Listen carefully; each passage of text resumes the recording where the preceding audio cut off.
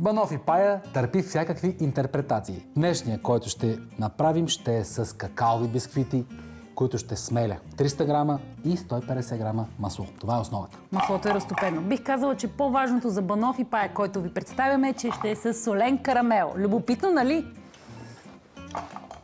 Смиваме и смесваме с маслото.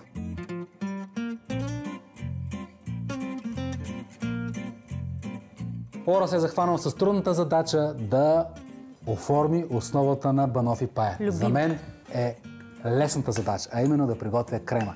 Той ще е без варене, прави се само за 3 минути и е с вкус на солен карамел. За целта имаме нужда от 400 мл мляко. А ако искате този крем оле на доктор Йоткер да е по-пухкав, тогава млякото трябва да е студено. А ако искате да е по-стегнат, както е в нашия случай, на стайна температура. Добре, че не решихме да се състезаваме кой ще е по-бърз, ти или аз, защото ти щеше да спечелиш очевидно, но все пак искам да се постарая с основата, за да е по-красив сладкиша. Друг вариант за оформянето му е да го подредите в чаши.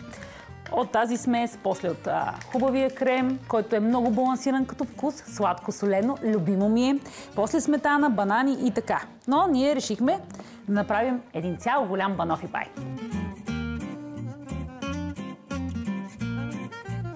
Тестваш? Трябва да го пробвам, да, колко е пухкав.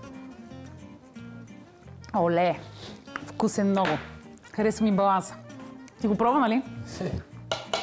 Режа 1-2 банана, а може би и 3, зависи колко ще поеме формата. И идеята е следната. Крем, банани. Шоколад. Черен шоколад. Ще го оформя с белачка. Ето така. Ох, този е много дебел. Нищо не съм го разрязала добре. И после прибираме в хладилник да престои вътре поне 30 минути.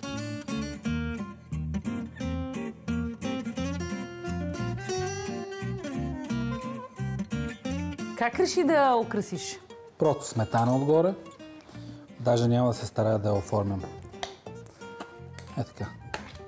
Предварително сме я разбили и накрая ще завършим с премиум какаото на доктор Йоткер, което е пълномаслено и крие много силен аромат на какао. Точно това искаме за завършек на десерта.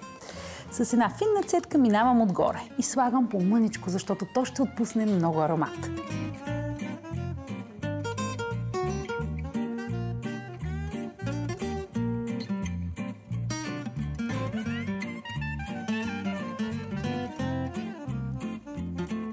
Хрупкава основа, нежен крем, банани, сметана, какао. Страхотен десерт. Бомба е. Оле-ле. Оле.